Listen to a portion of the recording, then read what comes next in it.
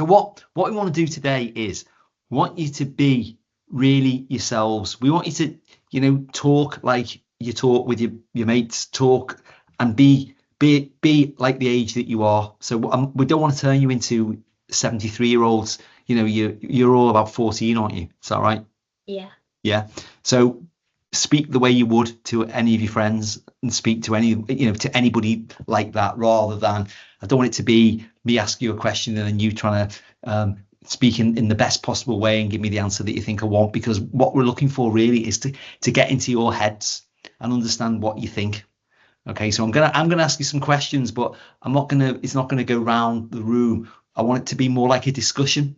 So chip in wherever. You know, don't over talk each other, obviously, but I want to hear your opinions. Okay, so well, I'll tell you what, you can ask me one question each before we get stuck in. So go on, one question each. What about anything in the world? What football team do you support? Oh yes, well, me and Daisy's dad Duncan love the same team, which is of course Liverpool, the champions. So yeah, it's Liverpool. Who's your favourite player? My favourite player is, you know what? It's Virgil van Dijk. I just love Virgil van Dijk. Yeah, my dad likes Virgil van Dijk. Does he? He's fantastic. Fantastic. He is. He's just a hero. You know, I think he is probably the best role model for anybody who wants to be a footballer or be in sport, because of the way he behaves and the way he's really good. I don't know if any of you, there was a video that was knocking around earlier this year about a little boy called Oscar. Did you see it? Where this little boy sings. I mean, he's got some form of disability, but he sings all the Liverpool songs. He knows every single Liverpool song from, well, all of them. And Virgil van Dijk and Mo Salah surprised him, and it was just, I was crying. It was just so emotional. It was just so lovely the way it worked, the way it was. So yes, that's me. So one more question, and then we're gonna get stuck in. Okay. What was your favourite subject in school? My favourite subject in school. God. My favourite subject in school was called the bell.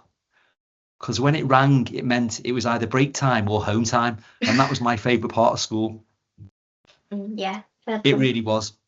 It was, yes, it was. Do you know when you were asked the question before about what you'd like your teachers to know more about you? What do you think? I always had a favourite teacher because he was just like, he was one of us. I mean, he was strict, but he was like your mate as well as being strict. What are your favourite teachers and why? Or who are your favourite teachers? My biology teacher. Because she's like, all my other teachers speak to us like we're like 2 years old. And right. She actually like talks, and she actually like helps you, and she doesn't just like say that you just need to understand it by yourself. Right. Yeah. It's great. Thank you. That's if you think about it, there are some, I mean, I shouldn't say this because you're at school, but there are some horrendous teachers. We used to do enterprise programs in schools, you know, where we go in and get business skills and all that sort of stuff. And some of the teachers, I think they used to think they were like more like prison officers, because all they did was shout at the kids and shout at the students. So yeah, it's true about that whole thing about treat you like your age, not treat you like a baby. Okay, Seb, what's your best teacher and why? My favorite teacher is probably my history teacher. He's quite good at explaining things, right? And stuff, and he's and also it's the way he does lessons as well. Right. Like there's sometimes games in the lessons, and he's still doing all of the content, and he's teaching it like really well, but it's also being fun at the same time. And yeah, that's really good, that fun aspect, because you know fun is really important as it is in employment, and I'll talk about that in a moment. Okay, so Daisy, how about you?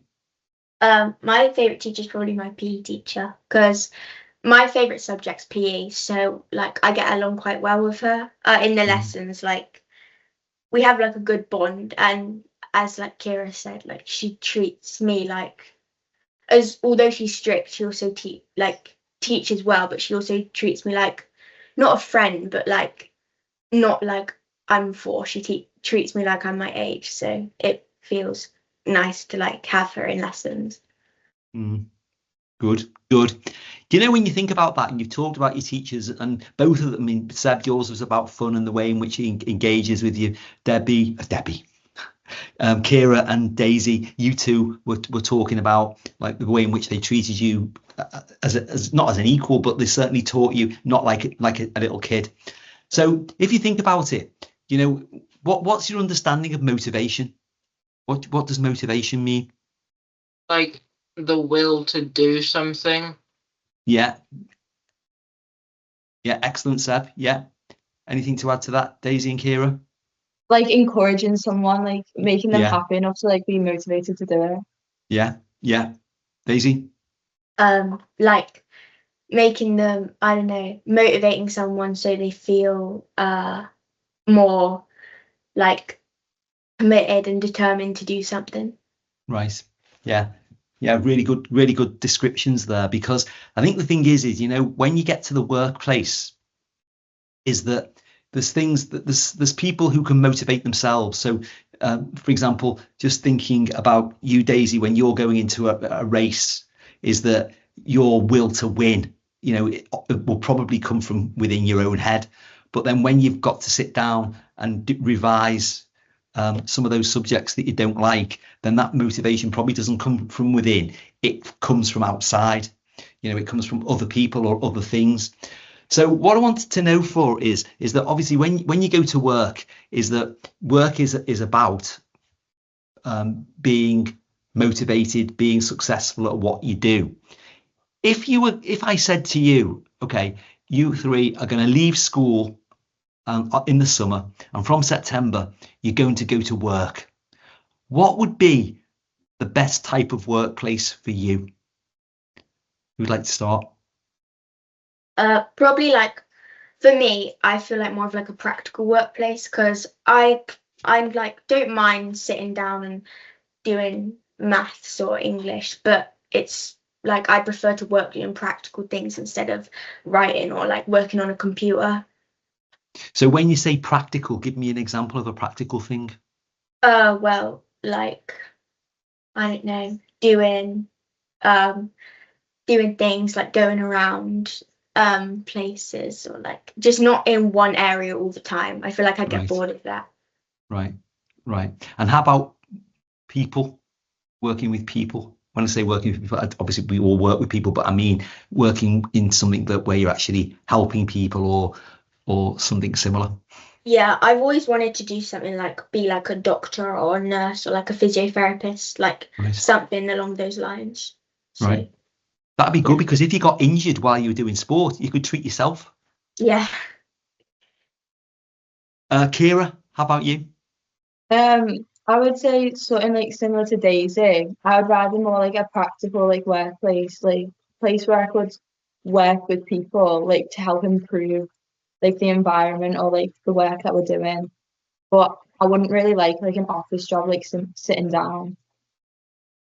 So the same with working with people, supporting people. Okay, Seb? I'm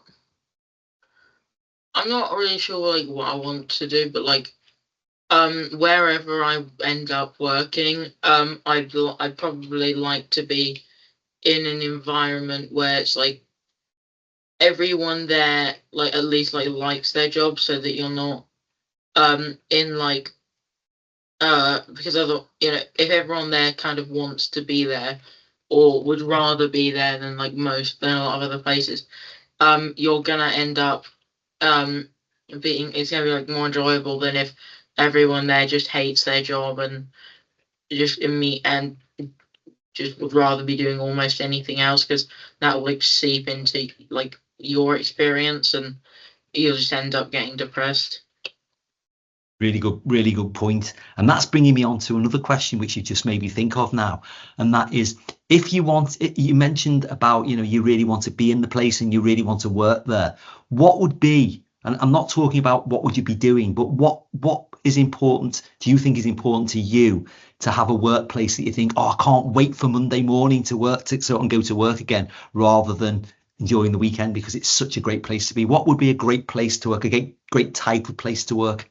I'd probably somewhere that you enjoy doing, like aim high and like try and get your dream job that you always wanted to be, and then like going to work won't feel like a chore, it'll feel like a treat.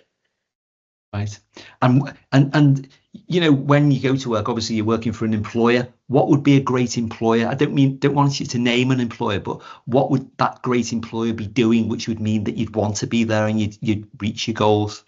Like encouraging and like not treating you like, as teachers, like our favorite teachers treating us like we're not lower than them just because they're like our employer. They treat us like we're on their level, or like they encourage us to, or like keep us motivated to work. Right. So you want a workplace where people treat you well, respect you, and positive towards your ideas and like things. One thing about employers is like a lot of employers will like they don't care about you at all, and so and you know, they kind of see you as like a means to end. So most companies will, if they have the choice to replace you with just nothing and not have to pay you, they will take that. And so having like them sort of respecting you and valuing you as like a person rather than just like a part of the machine is probably it's definitely quite a big thing in terms of where I want to work. Right. Yeah. Good reinforcement there of what Daisy was saying. And Kiera, how about you? I would like want to work in a place where you could still like learn things and you could help others like improve and learn too, and like be like feeling safe in the environment, and like you could have someone to talk to if you're struggling with work or anything. Good. Okay. Do you know, in years gone by, people used to look out for a job for life. So they used to start work at 16 or 18 or whatever, and they'd expect to be there for years and years and years. What are your thoughts on that in relation to when you start a job somewhere? Are you thinking about something that wants to be where you want security and so you can stay there forever and a day? Or are you thinking about something which is much more fluid, you know, so that you maybe stay in different places for a different period of time to gain those different experiences? How about that? What's your thoughts on that? No, I'd want it to be secure so that I'd feel comfortable with my job and not feel like I need to always be on edge, like getting worried about what my next job's going to be to make sure that I have money and stuff. Mm-hmm. Okay. Seb? Yeah, just the simple like uncertainty, for example. I don't think I would like that. Just the like just like what is what I said just what was said before just now. Mm-hmm. It's just the constant stress. It's like as opposed to just like stability. You know, you know that tomorrow you're gonna have the same job. You know that like tomorrow you will still have that job, still be able to come in, and you'll still do that in like a month, and not, maybe in a few months I might have to find a new job. I feel like that is a lot more daunting and a lot more tiring as well. Okay, thank you. And Kiera? I would like the security of like being able to keep a job. But from like experiences you gain from that job, I would like to be able to receive like a higher level or like higher paying, but also have like the flexibility to leave the job if I wanted to, like go to another one when I see fit. Mm-hmm.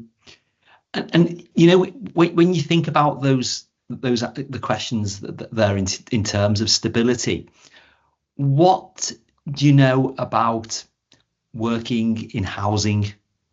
What's your opinions based? I mean, obviously I know your parents are involved in one way or another, but what's your opinion on what it would be like to have a career working in housing?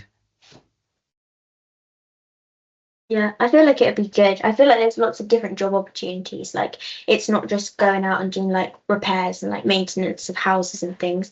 I feel like there's lots of other opportunities in it. Like people just look at it as like, oh, it's like a male-based job or like it's just for one gender and it's always on building sites. But then I feel like there's more to it than that. Mm-hmm. Okay. And when you say there's more to it, what sort of things do you think there are to it? Well, like working in offices or like going out checking houses out to like see if they need repairing, working on like estates and like sorting them out. I don't know, like stuff like that, like cutting trees and bushes and mowing lawns. Okay. Yes. Okay. And just moving on from what Daisy has said, Seb, what do you think? Well, what do you think it is as far as working with people is concerned? What I mean by I don't mean working with people as your colleagues. I'm talking about working with people who you're providing services to. What's your understanding of what that might be within housing? I don't really know much, but I know you have to like talk to people about what, for example, like work they might want done to their home, and you discuss with them about what might be possible, and I understand that that might involve quite a bit of like estimation, like if you're going to someone's house and you're saying like, oh, I think we might be able to. So you probably have to be quite good at guessing and estimating with that, or quite good at like pattern recognition. Mm-hmm. And then like negotiating as well on like price, for example, Mm-hmm. for that and stuff. Okay. Kiera? I think it would be like about what like the people want to have good people skills and be able to communicate properly and clear to the people. Okay. Yeah, I mean that communication with people is so important, isn't it? Okay, I'm going to ask you a question now in terms of you're in year 9 at school, aren't you? So next year you'll be going to year 10 and you're choosing your options and starting on your courses for GCSE. In your experience at school, and also whether you've got older siblings or whether you've got older friends, how do you think school as it stands at the moment prepares you for the world of work, which you've all described in terms of working with people, having variety, stability? How well do you think school prepares you for that as it stands at the moment? I don't know. I feel like when people leave school, they've got a lot like that's gonna come and like hit them in the face they won't be expecting. And I feel like school doesn't really prepare us, and like I feel like they keep us as young as possible and like don't really treat us like mature as we are. Right. And they like give us like detentions. Well, not me, but like people get detentions and things. And I feel like that's not how you treat an adult. You wouldn't like shout at them, or I feel like you take them to the side and have a mature adult conversation with them. Right. Daisy, is your dad in the room? No, he's okay. Probably outside. Have you ever had a detention? Yeah, I've had one or two. What for? I had one for snapping a protractor in maths, which was an accident, and then I've just had a couple like homework detentions and stuff. You got a detention for snapping a protractor? Yeah, it was meant to be like a 3-day detention, but the teacher changed it to a 1-day detention. But right. I don't know, it was an accident, so I don't really know why I got it. Okay. Seb, have you had any detentions? I got one in year 7 because I left my homework. I forgot to bring in my homework. I had done it, I just forgot to bring it in. Okay, so Kiera, carry on in terms of how well you think school prepares you for the world of work. I think my school's really good with this because, like yesterday, they brought in a car company, like Land Rovers or something like that. They brought them in to discuss with us like the opportunities that they could bring to us and the apprenticeships that they could offer us after school, even without further education, such as like college. So I think it's really good in terms of that. But in terms of normal school days, I think the way we treat us doesn't really prepare us for like college and university because it's like a big change. Right. Okay. And Seb?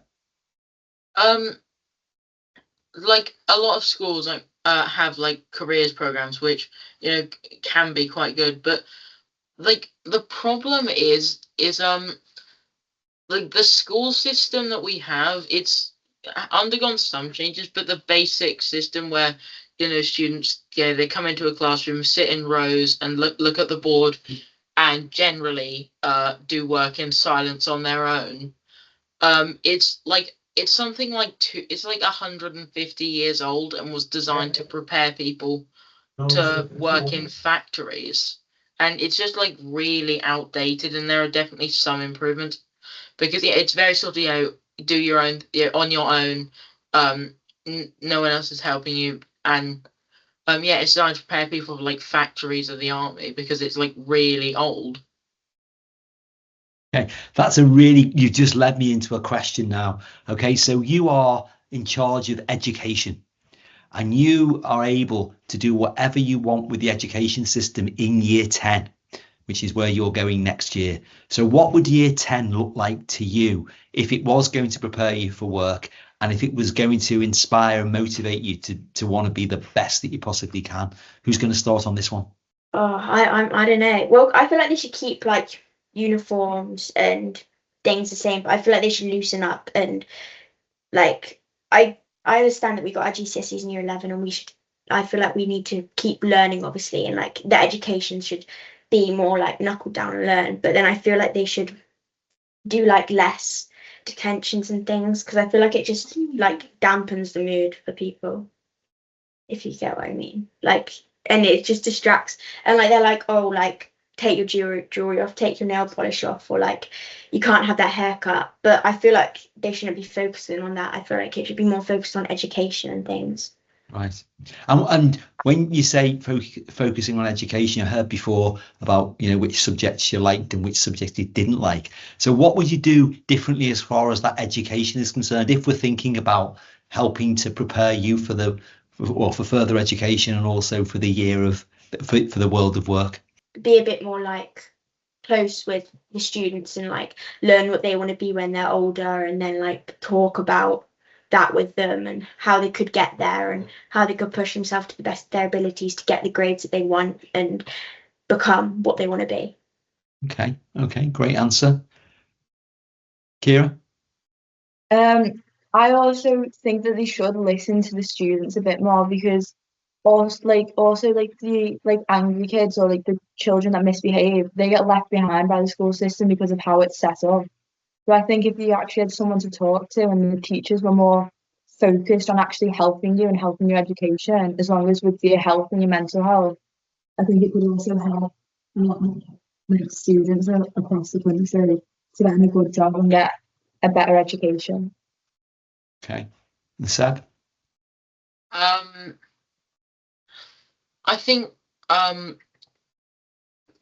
some like I would probably try to make things like more collaborative, and also I'd have probably more coursework because if you're like in like most subjects, like a lot of them have a lot of it, but like some of them have almost none or just straight up none at all. But whereas like when you are working, you're working towards a goal over a period of time to like get like a project or something done, as opposed to how it happens in school, where it's like it's all just like this one bit you do, this one thing you do in like a very short span of time. And also the world as a whole is like it's not like you have a limited set of information. Like while you're like more exams should be open book, so because after all, it's not like while you're working something's gonna like prevent you like most of the time from finding out information. or just like figure out how to do something that that there's information you can find out that can help you in work, for example, that it's not like someone's just going to stop you and say you should know that by heart, but like you can just look stuff up. Well, the world of Google, isn't it? The world of Google, where you can find anything. What do you know about apprenticeships? Isn't it like learning while on the job and getting paid? So you learn while getting paid, I think. Okay. I don't know. And what's the goal of apprenticeships? To get a job out of it and teach people that getting a job isn't just about like sitting down and writing papers and answering questions. Like people learn in different ways, and apprenticeships like teach you, but in a way that you find easiest to learn. Okay. Seb? So I think it's basically so that you can learn how to do something by doing it, and so and there's also it basically, instead of being like you learn like about how about a job and like about that field, and then you enter that field. It's you're entering that field and learning about it at the same time. And so, and also you can get like a degree or something while doing the apprenticeship, so you don't even you can get a degree without necessarily even going to university, if you're doing certain apprenticeships. What sort of jobs can you get apprenticeships in? Like plumbing, building, like like gas engineers, electricians, things like that. And there's probably more as well, but like they're just a few of them. Daisy, I can tell who your dad is. Seb?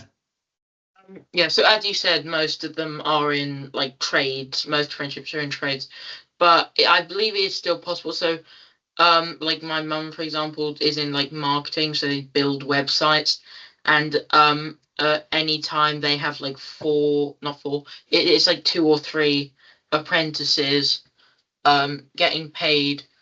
I think it's above minimum wage. They're getting paid a living wage as apprentices, and they're not incurring any debt or anything, and they're going like straight into a field, and it's like not trades work.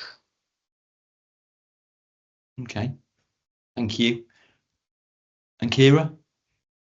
That you could get an apprenticeship in basically everything. It just depends on the company and what they're willing to do. Right. Okay. We tell who your mum is as well from that. In terms of your hopes, when you've done your GCSEs and the next level of education, whether it be A levels or something different, what would you like to go into an apprenticeship, or and so work and learn at the same time, or would you like to go to university or do something different? What at this stage, what would you like to do after when you're 18? I don't know. I feel like I personally would definitely like to see if I can get an apprenticeship for the job that I want to do. But then because I'd find it easier to learn doing an apprenticeship. But then I feel like I'd also want to balance of working in like a classroom, like half working in a classroom, then half practical learning, because I feel like that's when I learn best. Yeah. Okay. And Seth? I think I would rather get an apprenticeship. I think it's a better option, because it means that you're not incurring any debt to go forwards, and it means that you can like hit the ground running. Once you've got the apprenticeship, if you can get through it, which you're being taught to, and you've got quite a bit of help, so you should get through it. You get a job on the other side, like straight afterwards. There's no waiting around. There's no there's no like period, unlike university, for example, where you've still like you've still got debt and the interest is still going up, but you don't have a job and you can't pay it off. There's no period of that. It's just you get your apprenticeship and it's like straight into a job, and you can start getting experience, which will help you get like more career advancement if you choose to move. Okay. Kiera, what does your school do to make you aware of the different types of careers that are available to you? So Land Rover, for example, they came in yesterday. So they put like a slideshow up for us when we were in assembly, and they showed us all like the different apprenticeships that are on offer in their company. There was one after high school, and then there was a couple after college, and it showed us like the difference in the contract. But to answer your other question, I would probably prefer to go to university, so I wouldn't be tied down to a certain field of job. Okay. And do they have anything else to make you aware of the different options that are available to you, whether it be in employment or in higher education? Yeah, so we have these mornings like once a month. So it's like we missed the first 4 periods of the day. So we've only got one left, but we bring in people and they talk about all these different opportunities and like different life experiences that they've had. We bring in people who've done apprenticeships at different companies and shared their personal experiences to see if people would like to do an apprenticeship or go to university. Who was the most, or who has been the most inspirational person that's done that in your school, and why?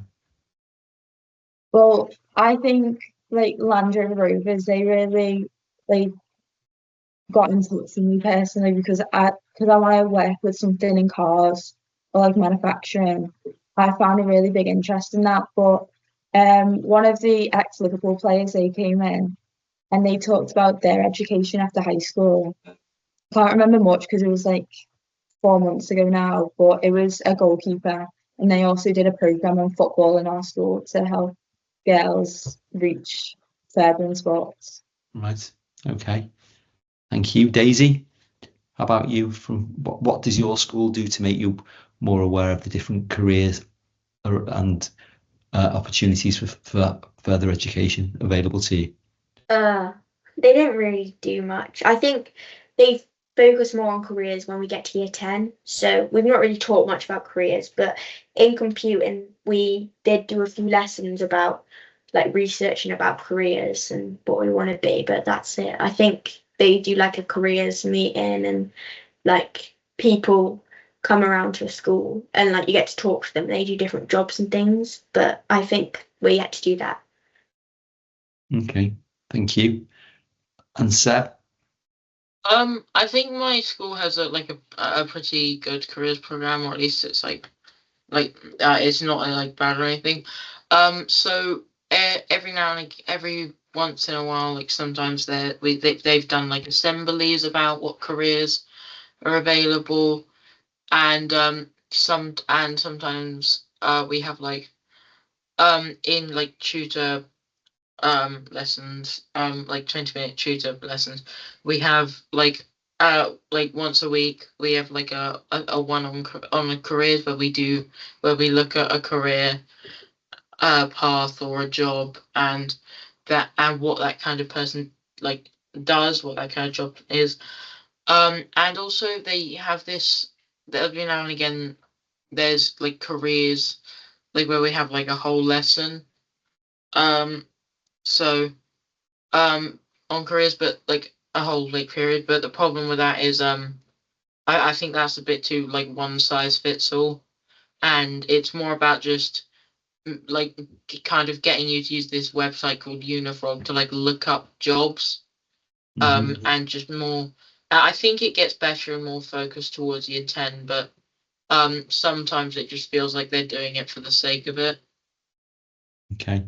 Yeah, that's not very inspirational, is it, if it's just doing it for the sake of it?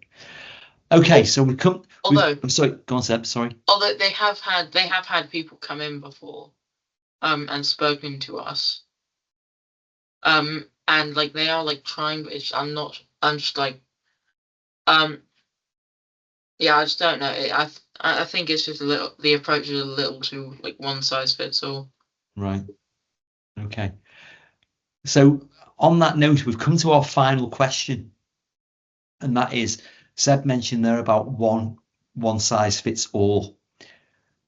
In terms of you as year 9 students, what are your thoughts on how much the schools adapt to people's personal things that they are recognise that they're really, really, really interested in terms of adapting the curriculum so that you can spend some time on the things that you are really, really interested in, as opposed to it being, well, we've all got to do a language and we've all got to do maths and English and we've all got to do science and we've all got to, etc., etc.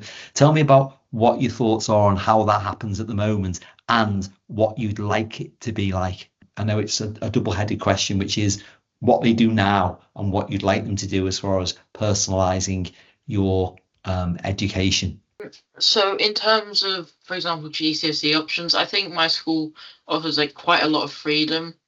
So like they don't make you do a language, and essentially how it works is you've got the like core subjects that you can take everywhere, but a lot of schools do this thing where if you do triple science, you lose a GCSE option, but my school doesn't do that. So if you can do triple science and still have 4 GCSE options, and basically how it is then, there's a set where you have to choose one from this set, and it's got like computing, history, geography, RS or RE, and like one or two others, I think, and you have to pick one of those. And but if you pick like history, for example, you can still do geography, but you have to pick one of that type of subject.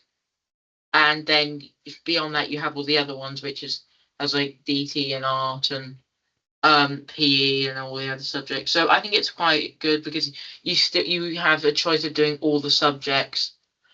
You have, but there's just like there's a small subsect that you like have to do at least one of. Yeah. And what would that subset be? Well, well, that's what they're doing at the moment, but right. I'm not sure. So, in terms of improving, I think the letting you choose things is relatively is pretty good. I think, you've like got a lot of freedom, and if you're like good at science, for example, they don't make you drop another GCSE to do triple, which I think is quite good.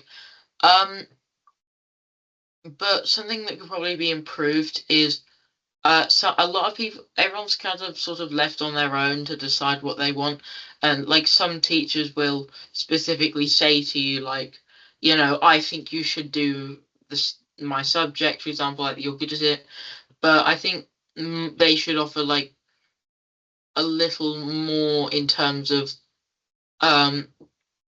letting you like talk to the teachers, like and specifically say like talk over what you're good at and like what you're good at the subject. So and what we'll do in GCSE and see if your skills like align with what it does at GCSE and you would be good at it, or if because the subject changes slightly, you would actually get a lot worse at it. So like history, for example, pre-GCSE you have at my school at least you have a knowledge section and a skills section where you do the knowledge is like 20 questions, for example, about like the facts of something, and then the skills is like significance of what happened.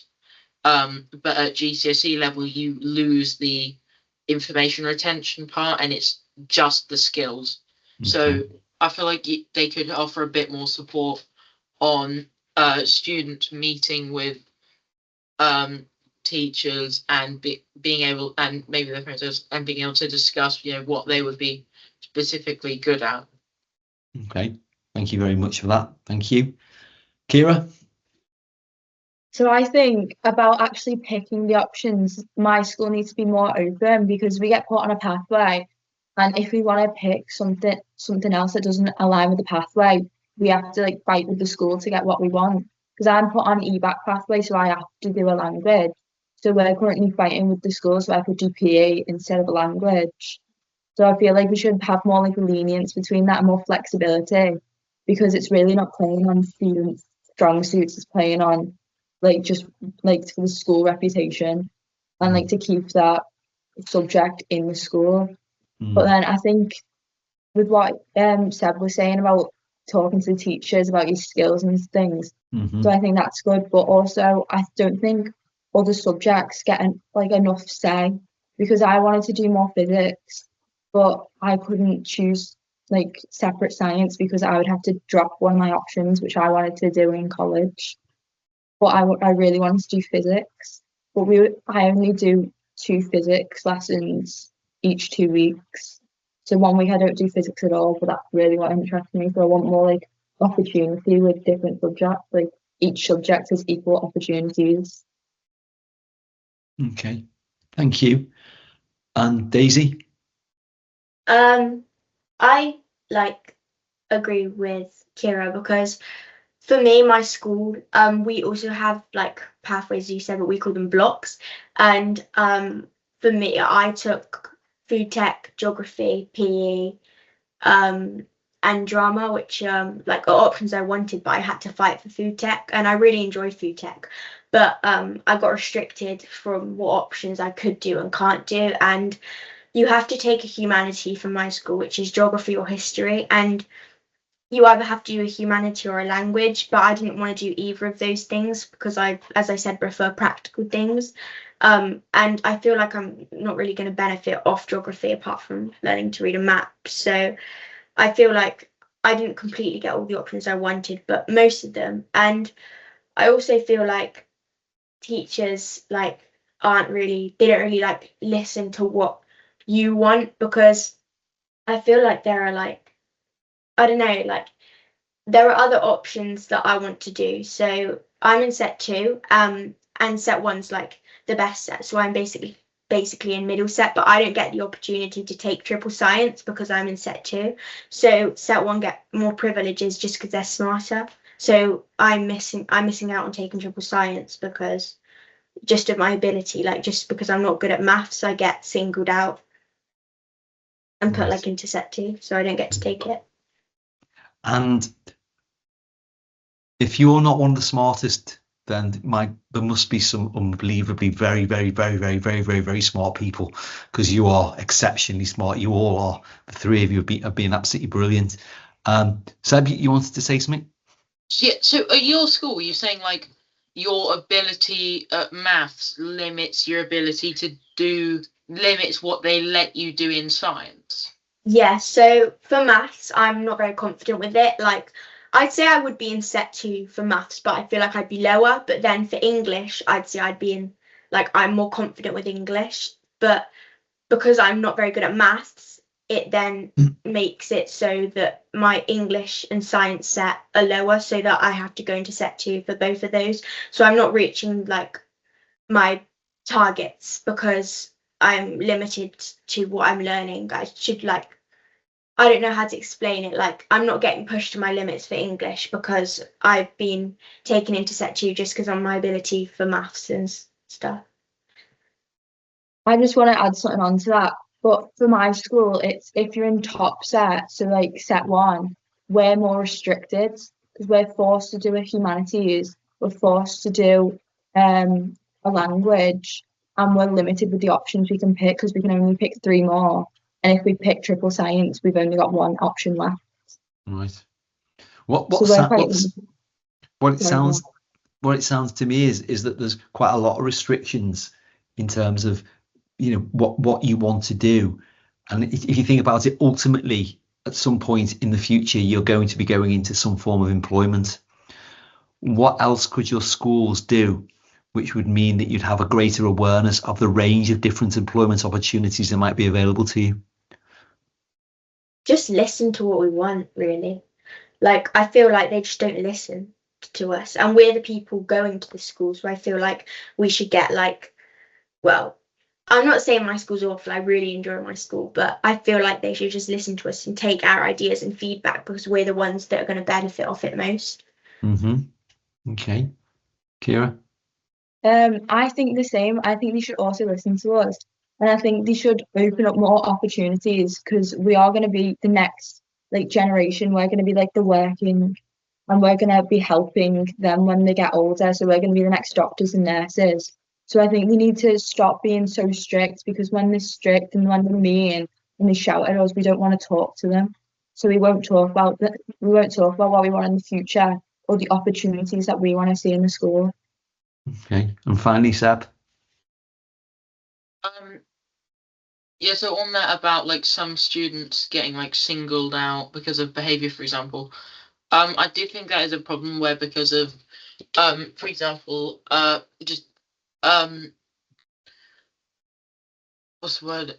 Because of you know, how like a student might act, for example, or because like just something like that, they might get like, or yeah, they might have like, for example, a bad year, and then they kind of get marginalized and fall behind, and it's like becomes very hard for them to catch up, and teachers often don't really help them with that, because you know the teacher has to also focus on like 20 or more other children who will also need help, and so that person who might need like more help because they've fallen behind, or because they can't focus or something, they just get left by the wayside. Okay. Well, I don't for 1 minute think either of you three, or any of you three, will be left by the wayside. I think you should be really, really proud of yourselves, in the sense of being put on the spot like I've put you on the spot tonight, and being asking these questions. You've all been so articulate, and so you've thought it through. And one thing I would say to you is just go for whatever it is that you really want to do, because I believe that you will get there. Don't be limited into what you can do. Think about what you really want to do, because believe me, you work for a long time, and as a result of that, make sure that you do something. I think a couple of you mentioned this before. If you're doing something that you really like, then it's not light work. And you know, I wish you all the best for your futures, whatever they might be. And thank you very, very much for your time.